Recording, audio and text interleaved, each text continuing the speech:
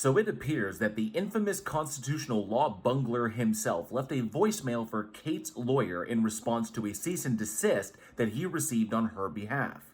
And then, in what can only be described as a truly brilliant legal maneuver on behalf of Kate's legal team, he actually posted the recorded audio of that voicemail to his backup channel. Now, I normally don't cover Pro Se DeCastro's nonsense on this channel because, frankly, he doesn't have the stones to come on my channel and defend himself. And because, honestly, the world has had quite enough of the Zoom-hopping hobo grifter and his mentally unstable cross-country antics. However, the absolute narcissistic audacity of Chunky DeCastro's legal strategy had to be addressed. Record at the tone. Hey, Benjamin. My name is Jose DeCastro. I'm really a nice person. I often hear Chille throwing out this arbitrary claim in conversation or testimony, and I've always wanted to ask him a question. How would anyone actually know that you're a nice person, Chille? You just saying that doesn't make it a fact of reality. However, while I will address that him exuberantly claiming that he's a nice person to everyone he meets doesn't logically entail that he isn't a nice person, I would propose that from his content covering his general interactions with the police, his physical assault of Kate, and the fact that truly nice people don't often have to remind others that they are nice people, it's safe to conclude that this evidence manufacturing machine is in fact not a nice person. I'm just leaving you a voicemail to let you know that I received your email today and I replied to it. While it's great that you can read and type without throwing an embolism, Chille, legally, it wasn't necessary for you to reply. And if you had a lawyer, they no doubt would have instructed you not to, because anything you give to Kate's attorney, you can be guaranteed it will be used as evidence against you. So this was a legally dumb move altogether, unless, of course, you're deliberately attempting to throw the case so you can continue to push the narrative that the system is stacked against you so you can continue grifting your gullible subscribers. I'll let them make up their own minds. I received an email that said that I should have no further contact with your client, Kate Peter. Yeah, that's what a cease and desist is for. Don't contact Kate. If you do, violating that C&D will be brought against you as evidence in court. See how it works? Oh, there's more to the video, so I guess you probably don't. Well, I'm just calling to let you know that there's been no cease and desist that has ever been respected. This is because Kate has not actually engaged in any of the behavior that you asked her to cease and desist on. And all of the behavior she actually engaged in is covered by fair use. You should really look that up, Mr. Scholar. The C&D that you got was because you were engaging in behavior that is not protected. I have sent a cease and desist maybe 5 times, maybe 6, to your client. Was it properly served? Was it actually a C&D? Or was it just an email demanding her to stop because you don't like her coverage of you? Who tonight will queue up another video about me or one of my friends or one of my investors or maybe my ex-girlfriend or maybe my dog even. She might make a video about my dog. All of which is protected by fair use. I hate to break it to you, Chille, but the First Amendment swings both ways, not just for you whenever you want it to. That's real. And so there will be no cease and desist respected.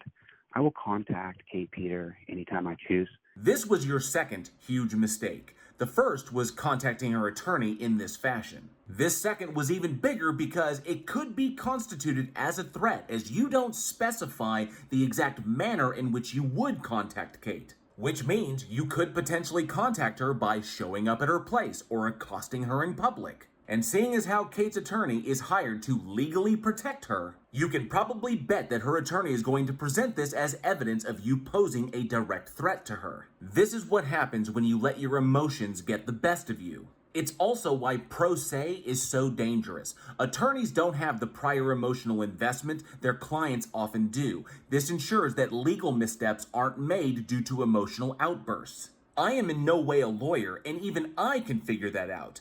You'd figure a law scholar of Chille's asserted caliber would have as well.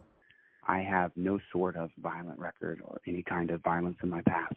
Maybe not, but you have consistently threatened violence on your live streams, all of which have been recorded. You've even expressed a desire for someone to encroach on you so that you'd have the opportunity to inflict violence. You've also stated multiple times that you are armed with various firearms. Just because you've never been charged or convicted of violent acts doesn't entail that you're not capable of it or even that you haven't engaged in it in the past. It just means you haven't been caught. I'm not threatening any violence of any kind, of course.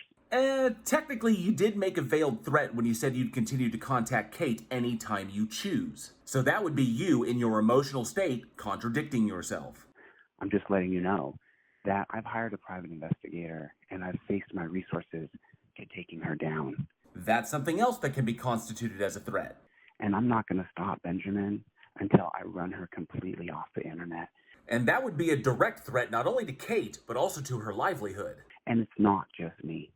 See, because what she's done is she's attacked my friends and my family. She's commented on them. It's protected speech, just like when you verbally attack police officers. Dang, Chille, is that damn old First Amendment getting in the way again? And my entire family is angry at her. Could you imagine that? Could you imagine one person making an entire family mad? Yes, because you did that to your own family. The existence of lifetime restraining orders against you is evidence of this. I mean, who the hell gets lifetime restraining orders against them from their own family? Someone whose family truly hates them is who. Can you imagine that? That's what she's done. She's gone out to my friends' houses. She's caused my friends... I'm not going to get into the details of that because that's another lawsuit, Benjamin. What goes on with your friends is completely irrelevant to the proceedings. This is between you and Kate and how you've been requested to not contact her. You bringing up stuff with your friends, who we're all pretty sure don't actually exist, is just irrelevant emotional appeals in an attempt to assassinate Kate's character. Once again, Chille, litigation is for the courtroom, not the street, not inside a police station, and certainly not in the voicemail of your opponent's legal counsel. Everything you've given them is now subject to civil procedure and will be entered as evidence against you. That's another lawsuit. But I just called to tell you, you don't have any jurisdiction over me. You don't have any control over me. The attorney does not, Chille, but the territorial jurisdiction in which Kate lives does if you physically enter that territorial jurisdiction. Especially if you do so with the intent to threaten or harm, which you have blatantly insinuated may be the case here. I've heard of cooking your own goose, but this is ridiculous. Don't ever write me again telling me what to do. Ever. You're not my daddy. Irrelevant. Hilarious, but irrelevant.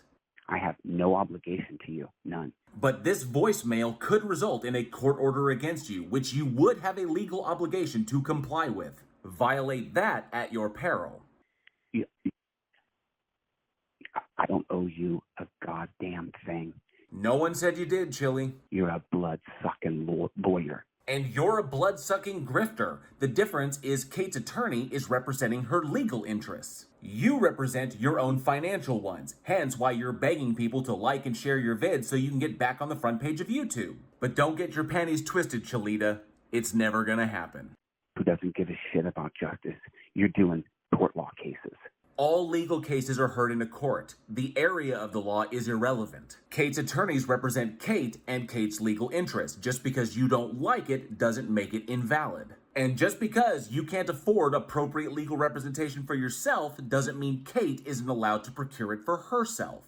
I don't give a shit about justice, or the rule of law, or the Constitution, or American Maximum length recorded.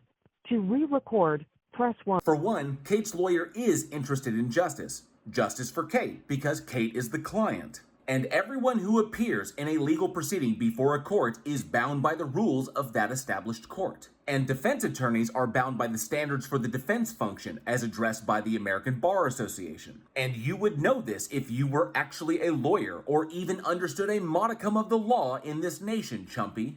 And lastly, I have to address that the voicemail cut you off mid-sentence, implying that you were on nothing more than an emotional rant. All of which will be used against you as this voicemail is now evidence that can be presented in court for the judge. Once again, Lupi de Fanatico demonstrates unequivocally that he is his own worst enemy when it comes to the understanding and application of the law. That, or all of this, is just his attempt to throw the case in Kate's favor so that he can continue his grift by claiming that the whole system is corrupt and everyone is against him. Well, you'd be right on one thing there, Chille Willy. Everyone is against you, and the fault of that is yours, not ours. Be safe, be excellent to each other. I'll see you next time.